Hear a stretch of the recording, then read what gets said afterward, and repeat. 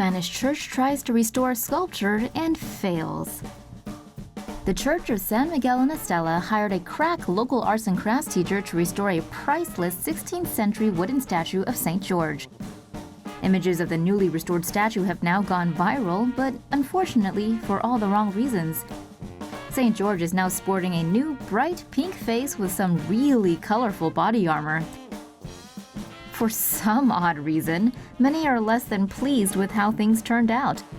The Guardian reported that the town's mayor said they've used plaster and the wrong kind of paint, and it's possible the original layers of paint have been lost. This is an expert job. It should have been done by experts. The group in charge of the restoration is called Karma Color and even uploaded a Facebook video showing each step of the process. Too bad it's been deleted already. In defense of the arts and crafts teacher, the original sculpture definitely wasn't all that. Restore yourself and keep watching. Genius device harvests water from desert air. Certain parts of the world still lack access to safe water, but a new contraption made by a team from UC Berkeley and MIT might soon change that. The system consists of metal organic framework, or MOF crystals, pressed into a thin sheet and placed in a chamber between a solar absorber and a condenser plate. MOFs are a combination of organic and inorganic materials in a tightly packed matrix. Specific uses depend on the type of combination used. While some MOFs absorb gas, this particular one excels at absorbing water. The chamber is left open at night, allowing air to diffuse through the porous crystals and water to attach to its interior surface. During the day, sunlight heats up the water molecules in the MOF, turning them into vapor that then condenses and is collected below. When tested under the same conditions as arid and desert areas, the prototype managed to pull 2.8 liters of water over a 12-hour period. The device is a significant first step, but still holds much room for improvement. For now, the team is working on making it better, particularly in terms of efficiency and output. A new way to stay cool without using power. Researchers at the University of Colorado in Boulder have invented a special film that can cool buildings without using any power. The cooling film measures about 50 micrometers thick and consists of a transparent polymer, tiny glass beads, and a layer of silver coating. The silver coating reflects sunlight through the plastic, preventing it from heating up the building. The glass beads constantly emit infrared light and heat through a process called passive radiation cooling. The cooling effect is said to be able to keep the internal temperature of a home at 20 degrees Celsius, even when it's 37 degrees Celsius outside. Researchers at Stanford University demonstrated a similar device in 2014. However, their technique would reportedly be expensive to manufacture in bulk, whereas the film developed by the University of Colorado team can be produced for around 50 cents per square meter. Car parks could become the lungs of a city. Dutch company ENS Technology has installed air purification systems in car parks in the city of Gurk, which have proven to be able to substantially improve air quality. ENS's technology's air purification system is called the Ofuro, which can remove fine and ultrafine dust particles from the air. Polluted air is absorbed into the system by a fan. The air is then ionized, forcing the fine and ultrafine dust particles to settle onto a collector's surface and transform into coarse dust. The system has proven to be able to reduce fine dust concentration by more than 70% inside car parks and by about 50% in the surrounding area. The director of ENS Technology says the company plans to implement the air purification system in a variety of infrastructures, such as tunnels, trains, and bus stations.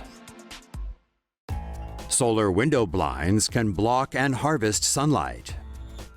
A California startup has designed window blinds with solar panels that can block out sunlight while harvesting solar energy from it. Each slat in solar window blinds is equipped with monocrystalline solar panels, which can harvest solar energy. The blinds can also track the path of the sun's position and automatically change the angle of the slats to optimize its absorption of sunlight.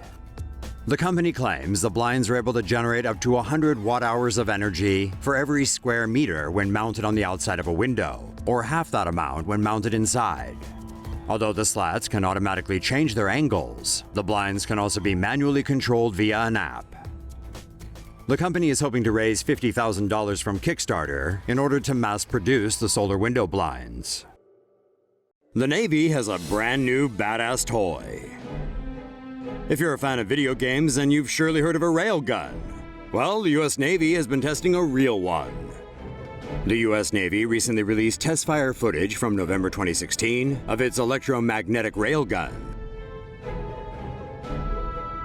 The test was performed at Dahlgren's Naval Facility's new terminal range in Virginia. A railgun is comprised of 3 parts: a power source, a pair of parallel rails, and a moving armature. An electrical pulse is sent from the positive terminal of the power supply, up the positive rail, across the armature, and down the negative rail, back to the power supply. The loop induces a magnetic field around each rail that pushes on the projectile. This force is the Lorentz force.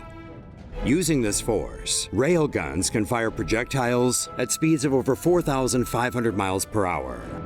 The projectile is a non-explosive shell filled with tungsten pellets inside an aluminum alloy casing. The casing falls away after the projectile leaves the barrel. Railguns require 20 to 32 megajoules of energy and can hit fixed targets up to 220 miles away. Targets are then destroyed by the projectile's massive kinetic force. The kinetic energy warhead destroys its targets by its extreme speed upon impact. This eliminates the hazards of carrying high explosives and having unexploded ordnances scattered on the battlefield. Railguns also eliminate the need for chemical propellants, such as gunpowder. This means they could be potentially much cheaper to operate and can fire faster than current naval weaponry. China put jamming equipment on its fake man-made islands. China is back to throwing more junk on their fake little piles of dirt in the South China Sea. According to US officials, China has installed military jamming equipment on 2 of its Spratly Island outposts that can disrupt communications and radar systems. Satellite imagery taken by commercial satellite company Digital Globe shows a suspected jammer system with its antenna extended on Mischief Reef, one of China's 7 artificial islands.